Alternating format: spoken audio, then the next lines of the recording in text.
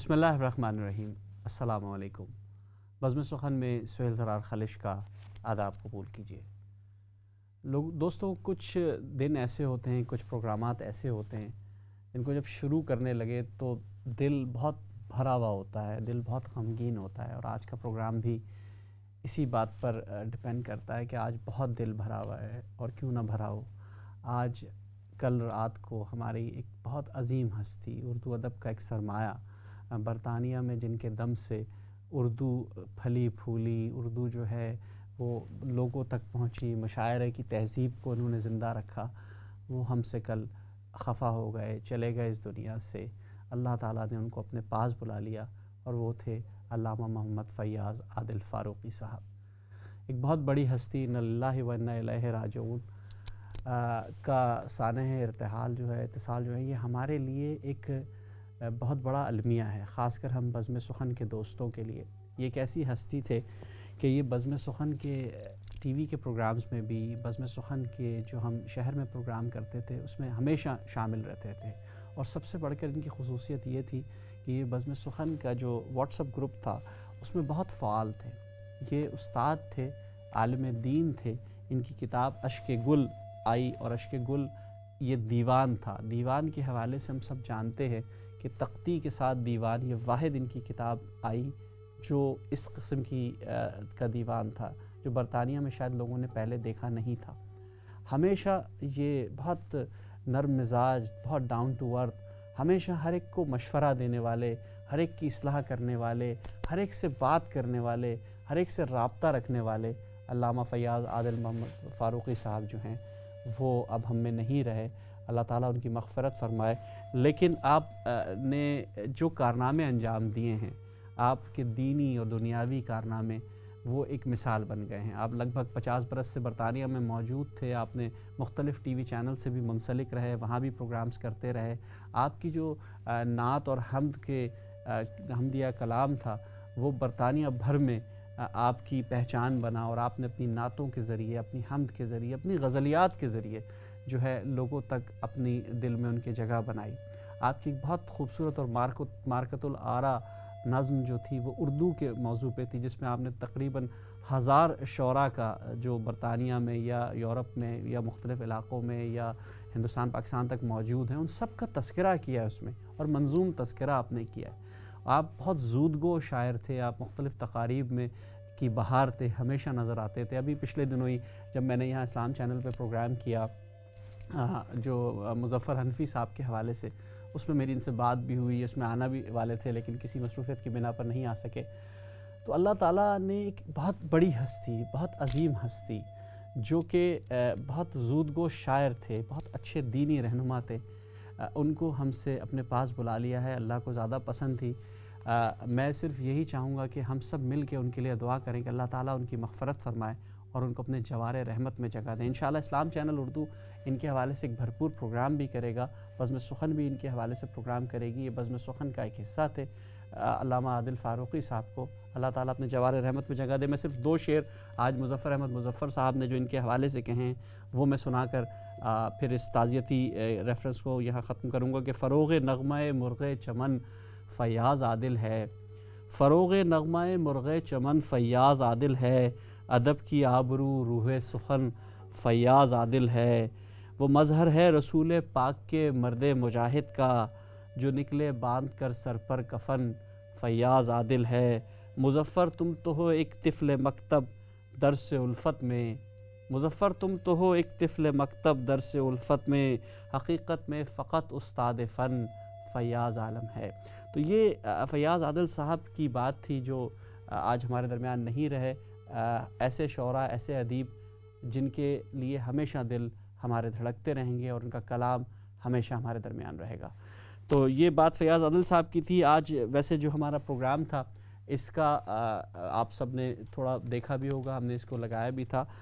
دوستوں، ہمیشہ سے ہمارا کہنا ہے، بلکہ ایک مقولہ بڑا عام ہے، اور وہ مقولہ یہ ہے کہ ہر کامیاب مرد کے پیچھے ایک عورت کا ہاتھ ہوتا ہے، لیکن ایک کامیاب عورت، اس کے پیچھے کتنے ہاتھ ہوتے ہیں اور کیسے وہ آگے بڑھتی ہے، یا وہی خود اٹسیلف اپنے آپ کو کیسے آگے بڑھاتی ہے، یہ آج کی جو ہماری مہمان ہیں ہم ان سے گفتگو بھی کریں گے۔ آپ بہت اچھی ادیبہ ہیں، شاعرہ ہیں، آپ محقق ہیں، آپ زبان کے حوالے سے لنگوسٹک بھی آپ کا کام ہے، آپ کی شاعری کے بھی 2 مجموعے آ چکے ہیں، اس کے علاوہ آپ کا سفر نامہ بھی ایک آ چکا ہے، آپ افسانہ نگار بہت اچھی ہیں، آپ نے بہت اچھے افسانے بھی کہے ہیں، آپ کی لگ بھگ اس وقت 6 کتابیں آ چکی ہیں، ان میں سے ہمارے سامنے موجود ہیں آئینہ مشکل میں ہے، جنگل میں قندیل، یہ شعری مجموعے ہیں، اس کے علاوہ آپ نے جو سفر نامہ لکھا ہے وہ گامزن ہے، گرداب اور کنارے ہے آپ کا، اور جرمنی میں اردو ہے۔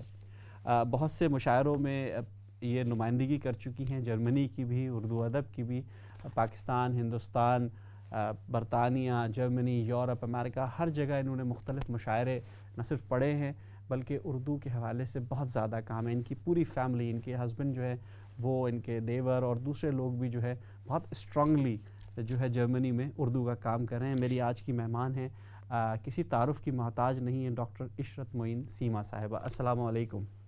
وعلیکم السلام۔ سیما صاحبہ آپ کیسی ہیں؟ ٹھیک ٹھاک ہیں؟ میں ٹھیک ٹھاک ہوں، بہت شکریہ۔ جی، اصل میں آپ سے گفتگو ہماری جب پہلے ہوئی تھی، جب ہم جرمنی آئے تھے اور آپ کے مہمان بھی جی بنے تھے، اور آپ کی جو کتاب کی تقریب رونمائی ہوئی تھی آئینہ مشکل میں ہے، تو وہاں آپ سے بہت جی سی باتیں کچھ ادھوری رہ گئی تھیں، اور اس کے بعد آپ سے چند ایک آن لائن مشاعروں میں، کیونکہ اب تو آن لائن مشاعروں کا ہی تذکرہ ہوتا ہے، آپ سے بالکل ملاقات بھی ہوئی، بات چیت بھی ہوئی، لیکن وہ صرف شاعری تک رہ گئی، بات چیت ایک دوسرے کی غزل کو سراہا جا سکا، اس سے زیادہ بات آگے نہ بڑھ سکی۔ آپ افسانہ نگار ہیں، شاعرہ ہیں، محقق ہیں، استاد ہیں، آپ اپنے آپ کو کس جگہ زیادہ دیکھتی ہیں؟ میں اپنے آپ کو کس جگہ زیادہ دیکھتی ہوں؟ دیکھیے، میں اپنے آپ کو سمجھتی ہوں کہ میں اردو زبان کی ترجمان ہوں واہ، اور اردو زبان کی سفیر ہوں۔ میں اپنے آپ کو پردیس میں یہی سمجھتی ہوں کہ مجھے اردو زبان کی ترویج کرنی ہے، اپنی زبان کی شناخت، اس کی تہذیب جو ہے وہ لوگوں تک پہنچانی ہے، چاہے وہ شاعری کی صورت میں پہنچے، چاہے افسانوں کی صورت میں پہنچے، چاہے تراجم کی صورت میں پہنچے، یا سفر نامہ اور صحافت کی صورت میں پہنچے۔ بنیادی مقصد میرا یہی ہے کہ اردو زبان جو کہ اتنی رچ زبان ہے، اس کے اندر اتنے سارے مضامین ہیں، اتنے سارے اصناف میں کام ہو رہا ہے، تو وہ لوگوں تک پہنچے۔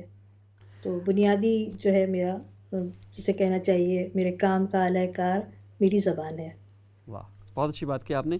اچھا، آپ این میری شمل کے دیس میں رہتی ہیں، جنہوں نے اقبال پہ بہت کام کیا، ظاہر جی زبان بھی سیکھی ہوگی، سب کچھ کیا ہوگا، تو آپ نے جرمنی جا کے، کیونکہ ہمارے یہاں مسئلہ پاکستان میں تو ہم اردو انگریزی کی طرف رجحان زیادہ ہوتا ہے اور دوسری زبانوں کی طرف تو نہیں ہوتا، تو کیسا آپ کو واسطہ پڑا ان حوالوں سے کہ آپ کو ایک زبان اور سیکھنی پڑی ایڈیشنل، اور وہ بھی ایسی جگہ جہاں شاید زبان کے لیے کام کرنا مشکل تھا؟ تو کیسا شروع میں کیسا تجربہ رہا آپ کا جرمن زبان کے حوالے سے؟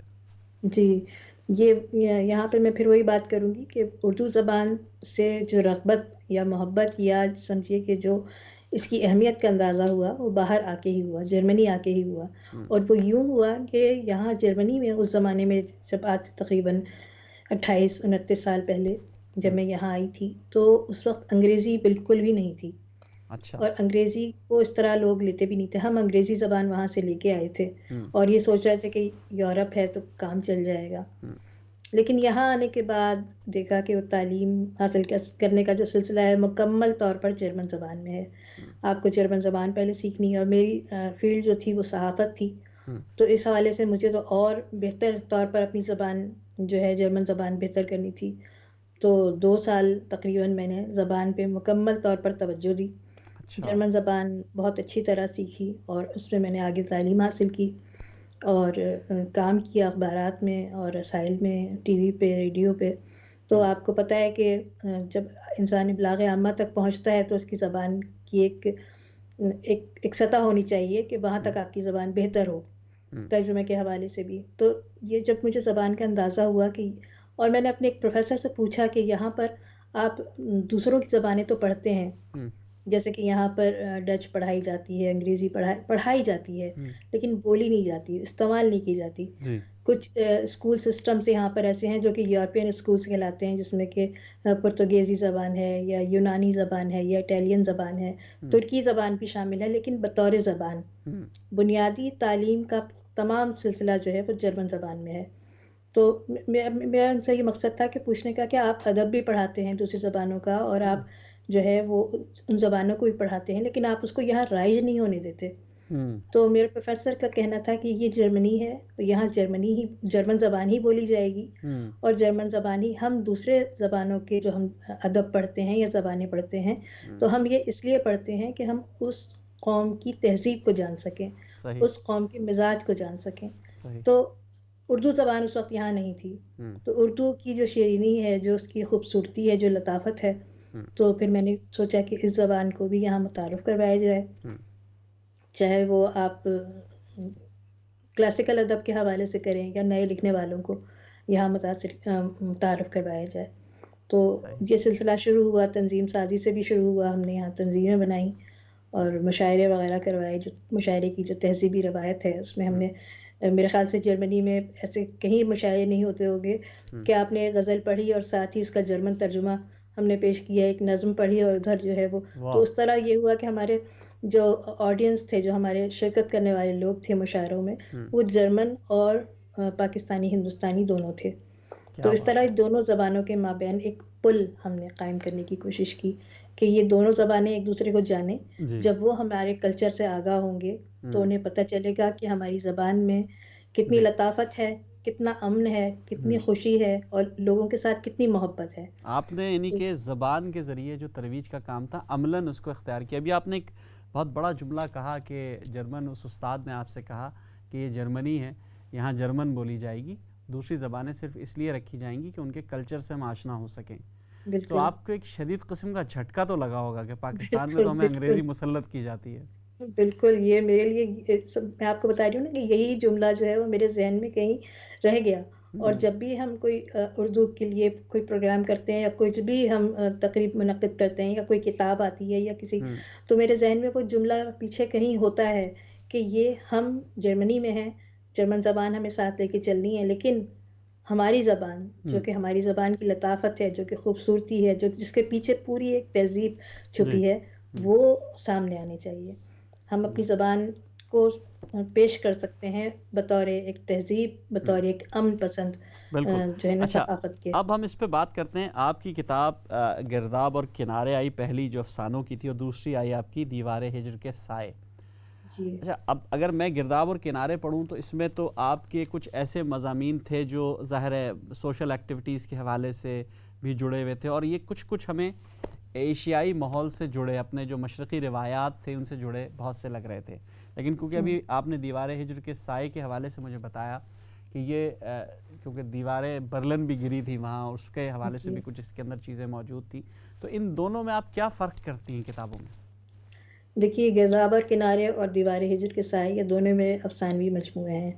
میرا بنیادی مقصد یہی ہے کہ جو جرمنی کی زندگی ہے یا جرمنی میں جو لوگ اس طرح رہتے ہیں، یہاں کے جو موضوعات ہیں ان کو ہم اپنے افسانوں کا موضوع بنائیں، اردو افسانوں کا، اور ہمارے وہ لوگ اسے جانیں کہ یہاں کی لائف کیسی ہے، یہاں پر لوگوں کو کیا مسائل ہیں، یہاں پر لکھنے والے کن چیزوں پر قلم اٹھاتے ہیں۔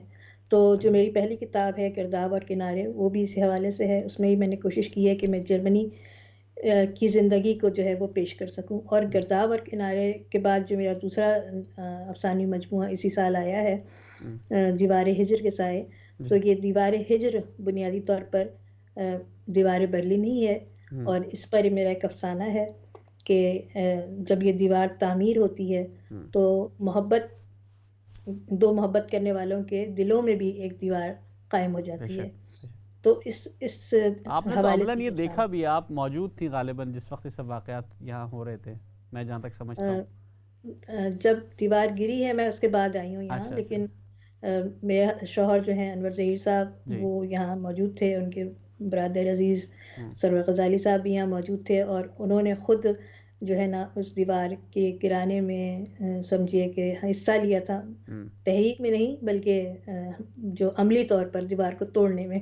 بالکل، وہ مجھے جب ملاقات ہوئی تھی ان سے، ان دونوں نے مجھے وہ جگہیں بھی دکھائیں، وہ سب وہ دیوار برلن کے سائے میں جب ہم وہاں گھوم رہے تھے، اور وہ سب انہوں نے ہمیں بتایا تھا، تو وہ تو عملاً اس میں رہے تھے۔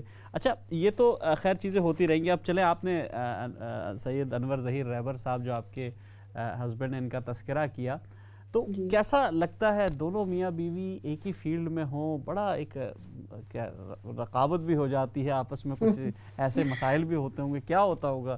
اشعار نہیں سراہے اس نے میرے اور میں نے اس کے، تو پھر ایسا بھی ہوتا ہے کیا؟ دیکھیے میں آپ کو بتاؤں کہ ہمارے بچے کہتے ہیں کہ ماما پاپا کی کبھی بھی لڑائی ہم نے نہیں دیکھی، جب بھی ہوئی ہے کسی اردو کے موضوع پر ہوئی ہے کہ یہ لفظ جو ہے یہ فلاں مذکر ہے مؤنث ہے، یا یہ عربی ہے یا فارسی ہے، یا یہ تحریر اس کی ہے اور یہ اس کی. ہم جب بھی ہماری جو گفتگو ہوتی ہے جس پہ ہماری سمجھے کہ موضوع بحث بنتا ہے، وہ اردو یا اردو زبان سے متعلق یا ادب سے متعلق ہی ہوتا ہے، کوئی ایسا سلسلہ. اور یہ بحث ایسی بحث نہیں ہوتی بلکہ ایک صحت مند بحث ہوتی ہے، ایک دوسرے کو جاننے پہچاننے اور اپنی اپنی معلومات کا تبادلہ کرنے کے حوالے سے ہوتی ہے. افسانے میں سمجھتی ہوں ان کا قلم مجھ سے بہت اچھا ہے، تو جب میں کوئی افسانہ لکھتی ہوں انہیں سناتی ہوں تو وہ مجھے مشورہ دیتے ہیں، بتاتے ہیں کہ کہاں پر ٹیکنیکی لحاظ سے کس موڑ پہ مجھے افسانے کو چھوڑنا ہے، پنچ لائن کہاں دینی ہے، اور ڈائلاگس کس طرح کے رکھنے ہیں، اور یہ سب باتیں وہ مجھے بتاتے ہیں. اور شاعری کے حوالے سے جہاں تک ہو سکتا ہے تو میں ان کو بتاتی ہوں کہ دیکھیں یہ آپ کا شعر جو ہے یہ وزن میں نہیں ہے، یا آپ کے بحر سے خارج ہے، یا اس کا موضوع بدل رہا ہے، تو نظم کے حوالے سے. تو وہاں ہماری یہ اس طرح کی گفتگو ہوتی رہتی ہے. بیسکلی ان کی جو فیلڈ ہے وہ تو ویسے ہی میڈیکل فزکس ان کی فیلڈ تھی، میڈیسن کے طالب علم تھے، انہوں نے تو یہاں سے طب کی تعلیم حاصل کی ہے، اور لیکن بعد میں وہ ترجمہ کے حوالے سے آئی. یہ تو ایک شوق تھا ہمارا. اور لیکن میرا جو سبجیکٹ تھا وہ ماس کمیونیکیشن تھا، بنیادی طور پر ابلاغ عامہ.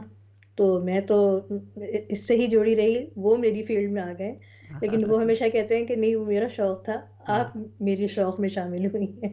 نہیں یہ بڑی اچھی بات ہے کہ اگر میاں بیوی کے درمیان علمی بحث ہو رہی ہو، اور علمی اور لفظوں پر اور الفاظ پر اور اس کی بحر پر اور ردیف اور قافیے پر، تو جناب اس سے اچھی کیا گفتگو ہوگی، یہ تو بہت ہی اچھی ہوگی. اچھا اب بات کرتے ہیں، آپ نے کیونکہ بحر اور ردیف اور قافیے کی بات کی، آپ کی پہلی محبت کیا غزل رہی، نظم رہی شاعری میں، یا کیا رہا آپ کا؟ غزل. اچھا، غزل مجھے شروع سے ہی جو ہے وہ اٹریکٹ کرتی تھی.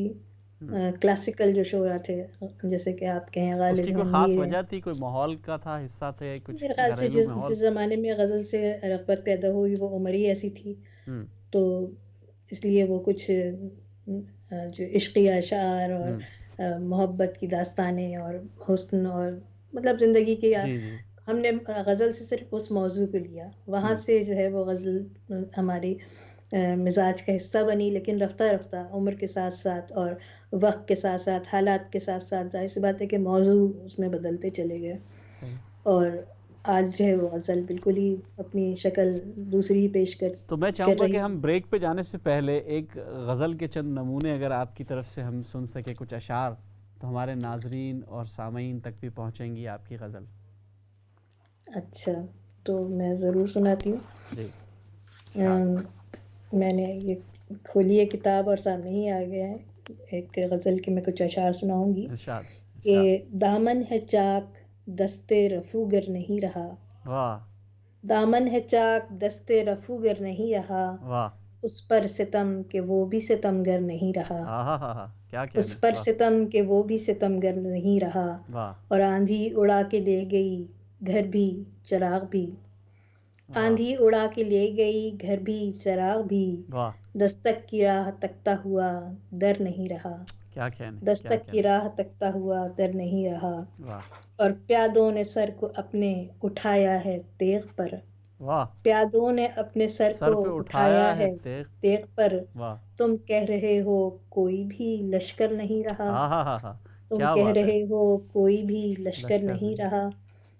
اور بونوں کی بستیوں میں وہ قامت پذیر شخص، بونوں کی بستیوں میں وہ قامت پذیر شخص، کہتا ہے کوئی قد کے برابر نہیں رہا، کیا خوبصورت طنز ہے، کوئی قد کے برابر نہیں رہا. اور کاغذ کی ناؤ پار اترنے لگی وہاں، کاغذ کی ناؤ پار اترنے لگی وہاں، کہنے کو جس نگر میں سمندر نہیں رہا، ہاں کہنے کو واہ جس نگر میں سمندر نہیں رہا، واہ اور سچ بولنے کی پائی ہے سیما نے یہ سزا، ہوں سچ بولنے کی پائی ہے سیما نے نے یہ یہ سزا سزا، یعنی شہادتوں کا وہ منظر نہیں رہا، ہاں یعنی شہادتوں کا وہ منظر نہیں رہا۔ بہت کیا شکریہ۔ کیا کہنے، بہت خوب بہت خوب۔ آپ کی کتاب آئینہ مشکل میں ہے، جی میں اس کی تقریبی رونمائی میں شریک تھا، مجھے یہ شرف حاصل ہوا۔ اس کے بہت ایک بڑا جو آپ نے ٹائٹل اس کا چنا ہے آئینہ مشکل میں ہے، جی اس کی کوئی خاص وجہ تھی؟ کیونکہ یہ تو پورے ایک ڈیفیس کو ڈیفیس کرنے والی بات ہے نا، کہ بالکل آئینہ مشکل میں ہے، یعنی کہ جو شخص ہے وہ مشکل میں نہیں ہے بلکہ آئینہ مشکل میں ہے، کیونکہ آئینہ اتنا جھوٹ دیکھ رہا ہے، اتنا سچ دیکھ رہا ہے، اتنی غلط بیانی دیکھ رہا ہے۔ تھوڑا سا اس عنوان پہ تھوڑی سی بات کیجیے گا۔ دیکھیے، میری یہ غزل کا مصرع ہے، شعر ہے، یہ ردیف ہے جی بلکہ، کہ ایک چہرے پر ہے چہرہ آئینہ مشکل میں ہے، ہاں گمشدہ ہے عکس میرا آئینہ مشکل میں ہے۔ واہ تو کیا بات۔ آج کی جو دنیا ہے، ہوں ہم ایک چہرے پر دوسرا چہرہ سجائے، ہوں ہم سبھی بے اس شک طرح سے گم ہو گئے ہیں کہ ہمیں اپنی اصل چہرہ جو ہے وہ پہچان میں نہیں رہا ہے۔ ہوں اب آئینہ جو ہے وہ تو سچ کی عکاسی کرتا ہے بے نا۔ شک جب ہم چہروں پہ چہرے چڑھا لیتے ہیں تو پھر وہ سچ کہاں سے سامنے آئے گا؟ ہوں آج کی دنیا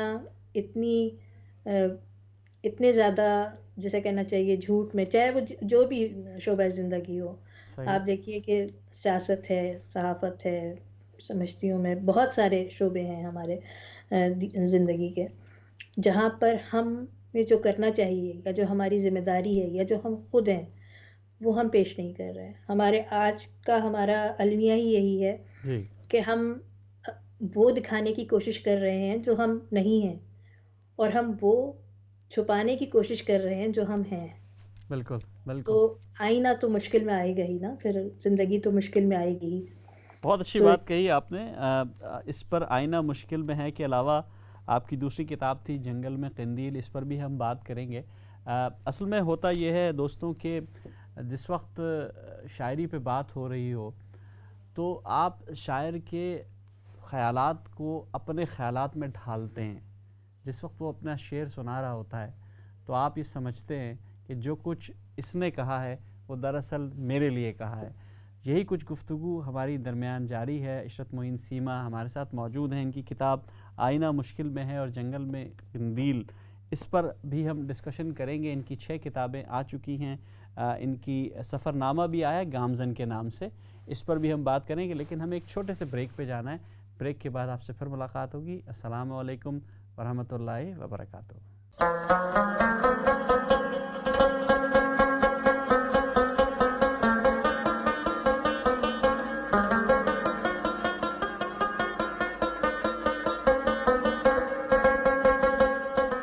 بہت بہت شکریہ ناظرین، وقفے کے بعد ہمیں دوبارہ جوائن کرنے کا۔ ہمارے درمیان جرمنی سے ڈاکٹر عشرت معین سیما صاحبہ موجود ہیں، ان سے گفتگو ہو رہی تھی مختلف حوالوں سے، افسانوں پہ بات ہوئی، ان کے رجحانات پر بات ہوئی، اب ان کی غزلیات اور نظموں پہ بات ہو رہی ہے۔ تو میرے ساتھ عشرت معین سیما صاحبہ موجود ہیں۔ سیما صاحبہ، ہم نے بات کی جو آپ کی کتاب تھی آئینہ مشکل میں ہے، اور اس میں سے کچھ ہم نے اشعار بھی سنے۔ کیا یہ بہت اچھا نہیں ہوگا کہ آپ یہی جو یہ غزل تھی اگر ہمیں سنائیں، ہمارے سامعین و ناظرین تک پہنچے، آئینہ مشکل میں ہے، کہ چند اشعار اگر پیش کریں تو؟ اچھا، یہ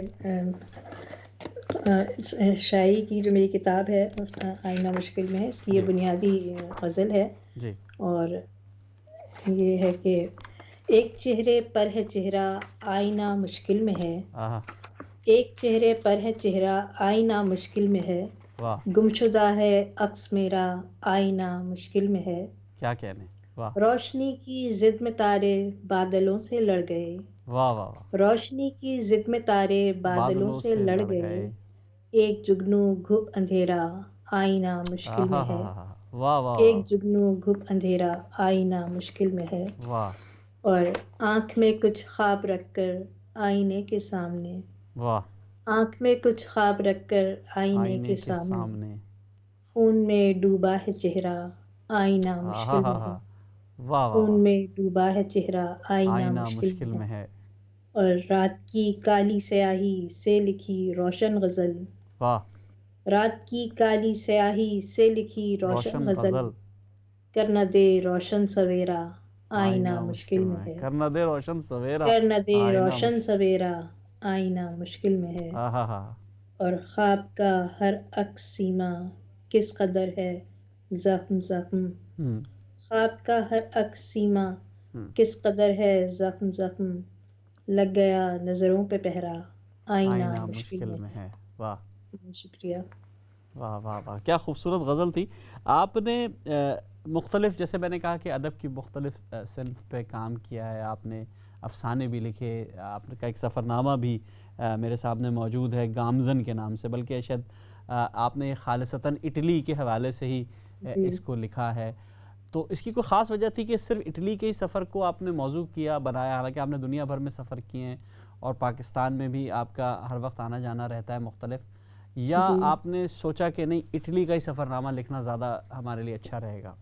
نہیں، اٹلی کا سفر نامہ لکھنے کی ایک وجہ سب سے بڑی یہ تھی کہ وہ میرا ایک ایسا تجربہ تھا. میں جن دنوں اپنا پی ایچ ڈی کر رہی تھی تو ملان یونیورسٹی میں میری کچھ عرصہ مجھے رہنا پڑا تھا. تو بحیثیت ایک ماں، ایک بیوی، یہاں سے اپنا تعلیمی جو نظام اٹھا کر کے گھر کا سارا چھوڑ چھاڑ کر کے میں ایک اٹالین فیملی کے پاس رہی. میری وہ فیلنگز، وہ تجربات کہ یہاں سے مجھے جانا پڑا علم کے لیے، علم جو کہ جس کے لیے ہمارے نبی پاک نے بھی کہا ہے کہ مرد اور عورت دونوں پر فرض ہے، چاہے اس کے لیے چین جانا پڑے. تو چین تو ہم نہیں، لیکن اٹلی تک ہی چلے گئے. تو ایک تو یہ کہ میرے وہ تجربات کہ وہ کیسے رہے، جو میری پہلی ذمہ داری تھی، میرے گھر، میرے بچے، میری فیملی، اور علم کا حصول، تو وہ میرا کیسا رہا. پھر ایک اٹالین فیملی کے ساتھ رہنا، اور وہ بھی ایک ایسی کیتھولک اٹالین فیملی جو کہ اپنے مذہب کی بہت پابند تھی. تو اس مذہب کا مشاہدہ کرنا، اور اپنے دین کے ساتھ اس کا مشاہدہ کرنا، اور اس معاشرے کا کہ اٹلی کے میں جو معاشرہ ہے وہ بھی فیملی سسٹم کے ساتھ جڑا ہوا ہے بہت زیادہ. تو وہ چیزیں جو ہیں میرے، سمجھے کہ جو میرے سفری تجربات ہیں، میری جو ڈائری ہے روزمرہ کی، جو میری جو وہاں کے حالات ہوئے، اس کو میں نے لکھا تھا. اور یہ ایک کافی ضخیم سفر نامہ تھا، لیکن بعد میں اس کو مجھے مختصر کرنا پڑا، کیونکہ جس فیملی کے پاس میں رہی تھی میں نے ان کی داستان بہت زیادہ لکھی تھی. اور انہوں نے بھی مجھے بعد میں کہا کہ نہیں، آپ ہمارا نام اور یہ سب چیزیں جو ہیں مینشن نہ کریں. تو مجھے اس کو مختصر اس حوالے سے یہ آپ کا ایک افسانہ جو سفر نامہ بنا. اچھا، تو اس کا مطلب ہے ماشاءاللہ آپ کو اٹالین بھی آتی ہوگی، جرمن بھی آتی ہے، تو کتنی زبانیں ماشاءاللہ تھوڑی بہت میں نے سیکھی تھی وہاں، لیکن میں سمجھے کہ تھوڑا بہت اپنا نام پتہ بتا سکتی ہوں، پوچھ سکتی ہوں، کہیں گم نہیں ہوں گی اٹلی میں. اور لیکن اٹالین اس سے زیادہ نہیں آتی. تو یہ لسانی تجربات جو رہتے ہیں زبانیں سیکھنے کے حوالے سے، یہ تو خدا داد صلاحیت ہوتی ہے. تو آپ کو بھی اس کا شوق تھا کہ اتنی زبانیں بھی سیکھی جائیں، ان میں علم بھی حاصل کیا جائے اور اس مقام تک کہ پی ایچ ڈی کیا جائے اس میں؟ جی، میرا سبجیکٹ جو تھا وہ پی ایچ ڈی کے لیے لنگوسٹک تھا، اور ماس کمیونیکیشن تو تھا ہی میرا ماسٹرز. تو یہاں آ کے جب میں نے دیکھا کہ اتنی زبانیں سیکھی جا رہی ہیں، تو اردو تو ہماری اپنی زبان تھی، لیکن سب سے پہلے میں نے جو یہاں زبان سیکھی وہ ہندی تھی. جرمن زبان کے ساتھ ساتھ میں نے ہندی اور اردو میں کوئی فرق ہوتا ہے آپ کے خیال سے؟ اردو مطلب ہمارے کمیونیکیشن زبانی تو تقریباً ہمارا 80% ابلاغ ایک ہی ہوتا ہے، لیکن جو وہ لکھ کیا رہے ہیں، وہ کہہ کیا رہے ہیں، ان کی کتابوں میں کیا لکھا ہے، ان کا ادب کیا کہتا ہے. ہندی ادب، ہندی معاشرت، ہندی جو ہے طرز معاشرت، ثقافت، اس کو جاننے کے لیے میں نے کچھ ہندی سیکھی. اور انڈولوجی میں میرا یہاں دوسرا ماسٹرز تھا، وہ میں نے کیا. تو ہندی پڑھاتی ہوں ابھی بھی یونیورسٹی میں، اردو اور ہندی دونوں زبانیں پڑھاتی ہوں. کیا بات ہے، آپ ہندی لکھ بھی لیتی ہیں یعنی کہ؟ جی، میں ہندی لکھ بھی لیتی ہوں، پڑھ بھی لیتی ہوں، پڑھاتی ہوں. تو یہاں ماشاءاللہ. تک وہ زبان تھی. اس کے بعد پھر زبانوں کے جو آپس میں رابطے ہیں، انڈو جرمانک اور انڈو جرمن زبانوں کے جو رابطے ہیں، اس سے پھر مجھے شوق ہوا کہ مزید زبانیں سیکھی جائیں، جانا جائے. تو فرینچ تھوڑی بہت سیکھی، تھوڑی بہت جو ہے وہ اٹالین پہ ہاتھ صاف کیے سمجھیے، اور ترکی اور عربی، فارسی، ان زبانوں کی طرف بھی آئی. لیکن پسند آپ کو اردو ہی سب سے زیادہ رہی، اور اردو سے محبت کا عالم یہ کہ آپ کی کتابیں ماشاءاللہ اردو میں موجود ہے. کسی اور زبان میں بھی کوئی کتاب آئی ہے آپ کی؟ میری ہندی زبان میں بھی ہے، جرمن میں بھی میں نے کافی لکھا ہے، جرمن اچھا زبان میں تو میں نے کافی لکھا ہے اور موجود ہے، اور میں اپنے افسانوں کے اب ترجمے بھی کر رہی ہوں جرمن زبان میں، اور کوشش کر رہی ہوں کہ اپنی شاعری کو بھی لے کر آؤں۔ میں نے عصمت چغتائی کے ناول کو جرمن زبان میں جو ہے جزوی طور پر منتقل کیا ہے، ٹیڑھی لکیر کو، اچھا اور اس کے علاوہ جو ہائنرش ہائن جرمن شاعر ہیں ان کو میں نے اردو اور ہندی زبان میں منتقل کیا ہے۔ آپ نے کیسا دیکھا کہ جرمن اور ہندوستان کے حوالے سے، یعنی کہ جو اب تو ہندوستان پاکستان الگ الگ ہیں، کچھ ان کا تعلق رہا ہے؟ حالانکہ ایک دور میں تو ہم ایک دوسرے سے بہت مختلف رہے ہیں، لیکن آپ نے ان کو آپس میں کیسا پایا ادبی حوالوں سے؟ دیکھیں، زبان جو ہے، میں نے جب بقور جائزہ لیا زبان کا، جی اور جو ادب، جو ہندی ادب ہے، خالصتاً ہندی ادب ہے، اور جو اردو ادب ہے، اس میں زمین آسمان کا فرق ہے۔ ہم کہہ اچھا سکتے ہیں کہ ہماری زبان جو ہے اردو زبان، اگر آپ اس کا کلاسیکل ادب اٹھا کے دیکھیں تو اس میں سوسن شاعری میں آپ کو سوسن کے پھول اور چنار کے درخت اور یہ سب کچھ ملیں گے، جبکہ ہندی ادب میں، شاعری میں یہ چیزیں نہیں ہیں۔ وہاں آپ چمپا کے پھول دیکھیں گے، چنبیلی کی خوشبو محسوس کریں گے۔ وہاں کا ادب جو ہے یا وہاں کی جو شاعری ہے وہ علاقائی سطح پر ہے، لیکن اردو چونکہ ایک ایسی زبان ہے جو کہ عربی اور فارسی کے ساتھ بھی اس کا رابطہ رہا ہے، اور حتیٰ کہ یورپی زبانوں کے ساتھ بھی اس کا رابطہ رہا ہے۔ پرتگیزی زبان بہت زیادہ شامل ہے، ترکی زبان بہت زیادہ شامل ہے، تو وہ ہمارے ہاں وہ سارا جو ہے نا بیک گراؤنڈ پہ ہمارے یہاں وہ تمام چیزیں بھی ثقافتی طور پر آ گئی ہیں، وہ بھی سب اس کے اندر شامل ہیں، ظاہر ہے، میں بالکل۔ سمجھتی ہوں کہ یہ بہت دو الگ الگ ادب ہیں، مطلب ہے تو اردو اور ہندی بظاہر ایک جیسی سمجھنے بولنے، لیکن جب آپ اس کے مضامین اٹھاتے ہیں تو وہ مضامین بہت مختلف ہیں ایک دوسرے مطلب سے، یعنی کہ دو ادب کے قومی حوالے سے۔ نظریے والی بات ٹھیک ہے۔ میں سمجھتی ہوں کہ ہاں، کسی حد تک بہت بالکل ٹھیک ہے۔ اچھا، آپ نے کیونکہ مختلف تجربات کیے ہیں، لنگوسٹک بھی آپ کی فیلڈ رہی ہے، آپ نے اس میں کام کیا ہے، آپ کی میں نے کچھ نظمیں بھی دیکھی، اس میں کچھ نظمیں ایسی ہیں جو بڑا منفرد مزاج لیے ہوئے ہیں۔ ایک تو ظاہر ہے آزاد نظموں کا ایک الگ مزاج بھی ہوتا ہے، تو آپ کیا متاثر ہوئیں جرمن سے یا ہندی سے یا اٹالین سے کسی سے، یا آپ نے خالصتاً جو اردو میں نظم کہی جا رہی ہے اس کو ہی فالو کیا؟ نہیں، میں نے اردو ہی کو فالو کیا، لیکن مجھے جرمن نظمیں بہت پسند ہیں، کیونکہ جرمن نظم کا مطلب ہے کہ ایک مختصر افسانہ، ایک چھوٹی سی ایک ایسی بات کے گرد کہانی جو آپ کے معاشرے میں جو آپ کو اکسائے، جو آپ کو سوچنے پہ مجبور کرے، چاہے وہ انسان ہو یا کوئی مادی چیز ہو یا غیر مادی چیز ہو۔ تو اس چیز کو میں نے بھی جو ہے وہ اپنا ایک سمجھیے اعلی کار بنایا، اور میں نے مختلف چیزوں کے حوالے سے شاعری کی، انسانوں کے حوالے سے، رشتوں کے حوالے سے، ماں کے حوالے سے، یہ تمام موضوعات جو ہیں وہ جرمن ادب میں یا جرمن شاعری میں موجود ہیں۔ تو اچھا، میں آپ نے سمجھتی ہوں، میں نے جتنا دیکھا اس چیزوں کو، آپ نے جو ایک روایتی آج کل ایک دور چل رہا ہے احتجاجی شاعری کا بھی، مزاج بدل جاتے ہیں، لوگ واقعاتی شاعری بہت کر رہے ہیں نظموں کے حوالے سے، کوئی واقعہ ہو اس پہ فوراً نظم آ گئی، کوئی حادثہ ہوا اس پہ نظم آ گئی، فوراً دو شعر آ گئے۔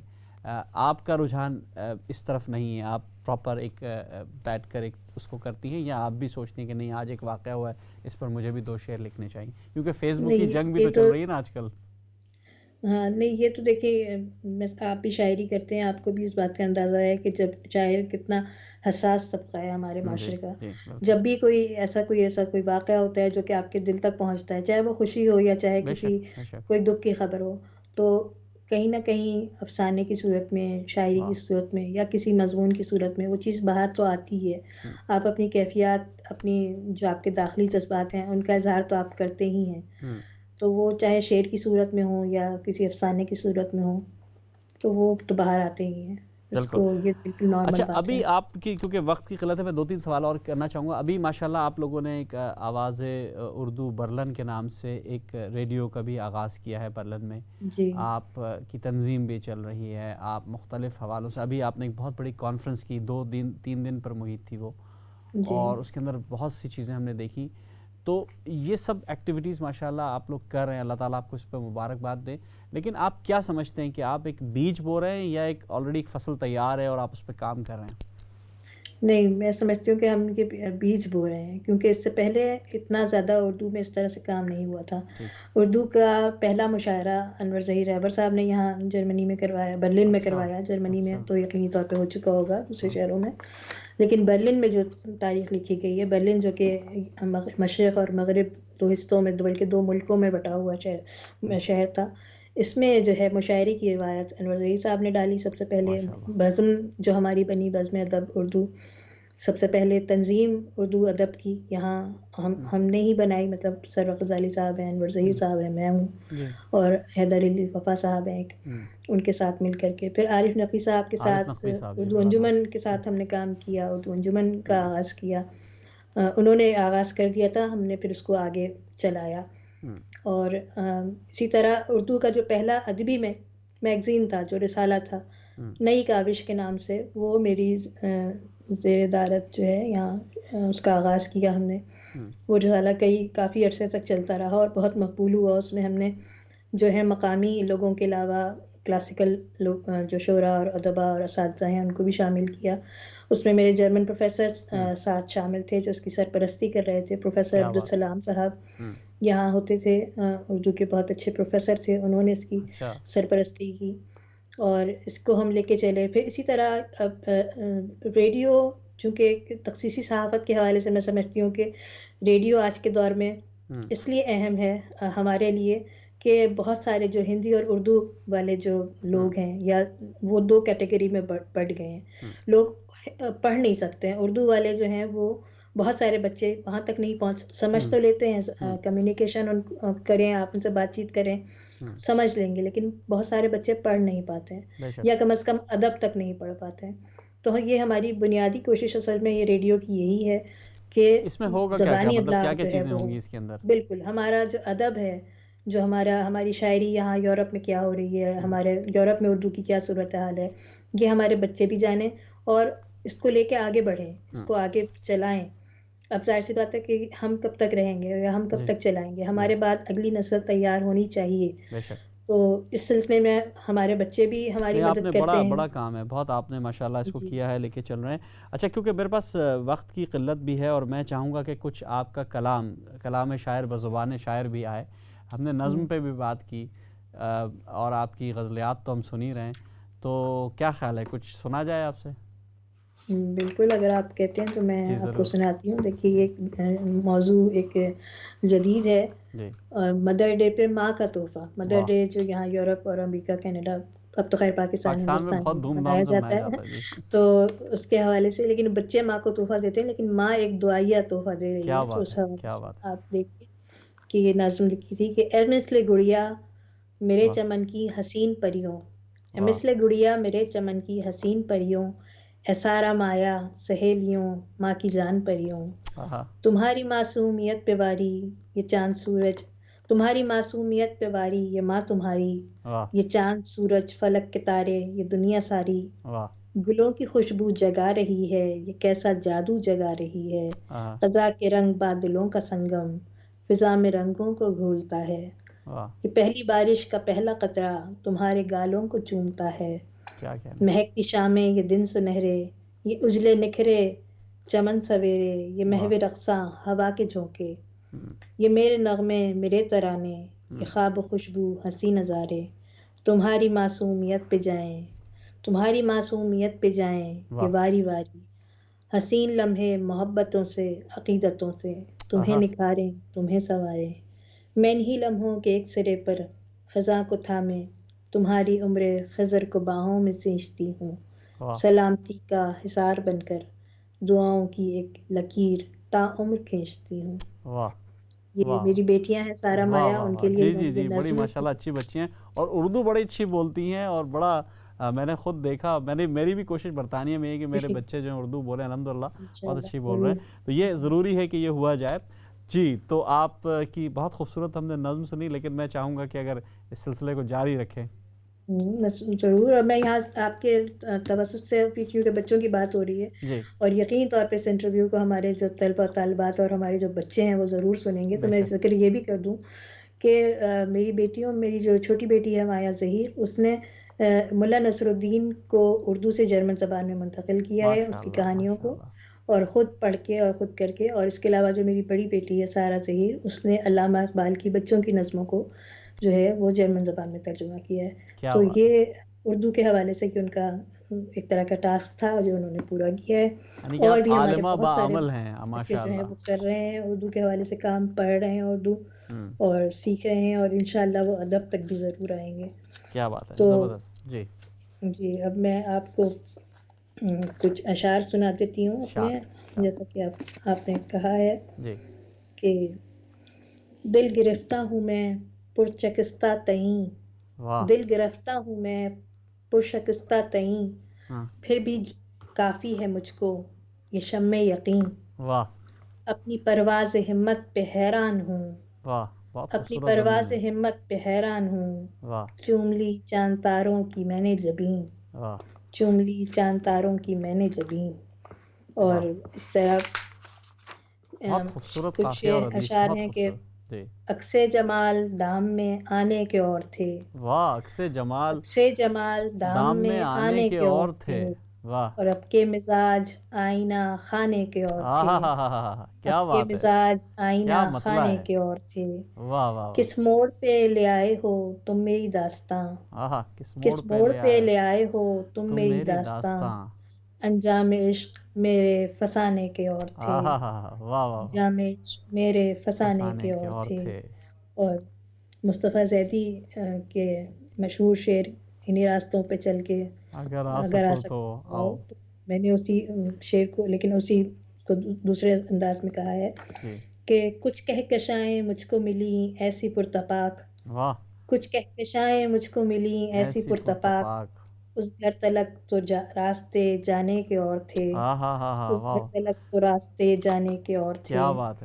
کچھ مرحلے ہمارے بھی ہیں جاں گداز سے، کچھ مرحلے ہمارے بھی ہیں جاں گداز سے، لیکن اصول ان کے زمانے کے اور تھے. اور ہم وارثان لوح و قلم ہیں جہان میں، ہم وارثان لوح و قلم ہیں جہان میں، ورنہ تو بوجھ سر پہ اٹھانے کے اور تھے. کتنی سادگی سے کہہ دیا، پھر پڑھیے گا. سر پہ اٹھانے کے اور تھے.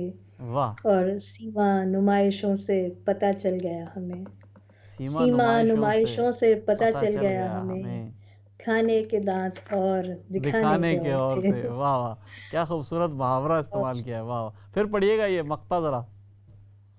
سیما نمائشوں سے پتہ چل گیا ہمیں، کھانے کے دانت اور دکھانے کے اور تھے. بہت خوب. میری کوشش ہوتی ہے کہ میں کوئی ایسا محاورہ یا کوئی ایسی چیزیں بھی شامل کر لوں تاکہ جب اسے پیش کیا جائے اور اس کی بیان کیا جائے، خاص طور پر جو بچوں کو یا جو نئی نسل ہے وہ پڑھے تو وہ. آپ جس دور میں کراچی یونیورسٹی میں تھیں تو اس وقت تو ماشاءاللہ بڑی محفلیں بھی ہوتی تھیں، بعد میں تو ایک دور آیا جب یہ سب کچھ ختم ہو گیا، تو کیسا تھا وہ ماحول، کیسا تھا ادبی ماحول؟ وہ ماحول بہت اچھا تھا، جس نے ہماری پرورش کی، سمجھیے پالش کیا ہمیں، وہ وہی ماحول تھا. اس زمانے میں بزم طلبہ کے پروگرامز ہوا کرتے تھے جامعہ کراچی میں، اور اس کے علاوہ اور دیگر کالجوں میں، میڈیکل کالجز میں، تو ہم باقاعدہ طور پر اس میں حصہ لیا کرتے تھے. جو ہمارے اساتذہ شعراء تھے وہ اس میں بحیثیت صدر یا جو ہے مہمان خصوصی تشریف لایا کرتے تھے، اور وہ ہماری آگے معاونت کرتے تھے، ہماری ہمت بندھاتے تھے. تو میری انہی مشاعروں میں اور انہی اس میں جناب محسن بھوپالی صاحب سے ملاقات ہوئی. میرے خیال ہے محمود غزنوی صاحب بھی اس دور میں ہوا کرتے تھے یا اس زمانے کے اندر بڑے، وہ بھی بڑے. سلیم احمد صاحب تھے، ہاں جی، اور جی، اور شمیم احمد صاحب تھے، سحر انصاری صاحب تھے، ابھی بھی ہیں، اللہ تعالیٰ ان کا سایہ سلامت رکھے. اور اس کے علاوہ اور بہت سارے جو ایک دور تھا جناب، پوری تہذیب تھی وہ، ہماری تہذیب تھی جو ہم نے وہاں اس کو ہم سب نے اس سے استفادہ کیا. میں چاہوں گا کہ وقت کی قلت ہے، پہلے تو میں ایک سوال پوچھ لیتا ہوں تاکہ اس کے بعد میں آپ کے اشعار سنوں. یہ ساری گفتگو جو ہم نے آپ کے ساتھ کی، اس کا بنیادی مقصد صرف یہی تھا کہ ہم لوگوں تک یہ بات پہنچائے کہ برطانیہ یا یورپ میں رہ کر بھی اردو کی خدمت کی جا سکتی ہے، اور ایک فیملی، ایک خاندان کی حیثیت سے بھی اس کو لے کر کس طرح چلا جا سکتا ہے. اس کی زندہ اور جیتی جاگتی مثال عشرت معین سیما صاحبہ ہے. سیما صاحبہ، آپ کیا کہیں گی؟ کچھ بات کہہ دیجئے، کوئی پیغام دے دیجئے ان لوگوں تک آپ کا پیغام پہنچ جائے، اس کے بعد میں آپ سے چند اشعار اور سنوں گا جاتے جاتے۔ میرا پیغام ہمیشہ یہی ہوتا ہے کہ اپنی زبان، اپنے بچوں کے ساتھ اپنی زبان بولیے، اور کوشش کیجئے کہ آپ کے بچے آپ کی زبان سیکھیں، لکھنا اور پڑھنا بھی سیکھیں، اور ان کو رغبت دلائیے، کیونکہ ہماری زبان ہماری تہذیب ہے، اور اس تہذیب کے پیچھے جو ہے ایک پوری تاریخ، پوری ایک ثقافت چھپی ہوئی ہے۔ بے شک۔ آپ کے بچے جب آپ کی زبان بولنا سیکھ جائیں گے تو یہ آپ کی ثقافت کبھی بھی ختم نہیں ہوگی، آپ کی تہذیب کبھی بھی ختم نہیں ہوگی، بلکہ مزید سرخرو ہوگی۔ تو اپنی زبان پہ فخر کیجئے، اپنی زبان بولیے، اپنی زبان میں بچوں کو تعلیم بھی دیجئے نجی طور پر۔ ظاہر سی بات ہے کہ دنیاوی تعلیم دینے کے لیے ہمیں انگریزی اور دوسری زبانوں کو ساتھ رکھنا پڑے گا، لیکن اپنی زبان کو فراموش نہیں کیجئے، اس کو جو ہے اہمیت دیجئے۔ بہت اچھی بات آپ نے کہی۔ بس میں چاہوں گا کہ چلتے چلتے اگر چند اشعار ہو جائیں، میرے پاس 1-1.5 منٹ ہے لگ بھگ، تو میں چاہوں چلیے گا میں کہ چند اشعار کی ایک اپنی غزل جو کہ میری نمائندہ غزل بنی تھی، تو اس کے کچھ اشعار ہیں وہ سناتی ہوں میں، کہ سر کو بچاتے یا درو دیوار بیچتے، سر کو بچاتے یا درو دیوار بیچتے، سر کی حفاظتوں میں کیا دستار بیچتے، سر کی حفاظتوں میں کیا دستار بیچتے، اور شہرت کے مول خوب لگے شہر میں مگر، شہرت کے مول خوب لگے شہر میں مگر، ہم محترم کہاں تھے جو کردار بیچتے، واہ واہ واہ واہ، کیا ہم بات ہے، محترم کہاں تھے جو کردار بیچتے، واہ، شہرت کے مول خوب لگے شہر میں مگر، ہم محترم کہاں تھے جو کردار بیچتے، اور اس کانپتی زمین نے سب خاک کر دیا، واہ، اس کانپتی زمین نے سب خاک کر دیا، واہ، ورنہ ہم آرزوؤں کے مینار بیچتے، کیا بات ہے، بہت خوب، ورنہ ہم آرزوؤں کے مینار بیچتے، اور ہوتا جو اختیار میرے ہاتھ میں تو پھر، واہ، ہوتا جو اختیار میرے ہاتھ میں تو پھر، بستے خرید لاتے یہ ہتھیار بیچتے، بہت بہت زبردست، بستے بہت خرید لاتے بہت شاندار، یہ بہت ہتھیار شکریہ آپ کا عشرت معین سیما صاحبہ، میں دل کی گہرائیوں سے آپ کا شکریہ ادا کرتا ہوں، آپ نے اس محفل میں شرکت فرما کر اسلام چینل کو، بزم سخن کو جو عزت بخشی۔ آپ سے گفتگو کرنے کے بعد میں بہت مطمئن ہوں، مجھے لگتا ہے کہ انشاءاللہ یورپ میں اور برطانیہ میں اور دوسری جگہوں پہ جو ہے اردو کا مستقبل بہت تابناک ہے، اس لیے کہ جب تک یہ علم ہم اپنی اگلی نسل کو فراہم نہیں کریں گے، جب تک ہم اپنی زبان، اپنی تہذیب، اپنی کلچر اپنی اگلی نسل کو نہیں فراہم کریں گے، ہم کامیاب نہیں ہو سکتے۔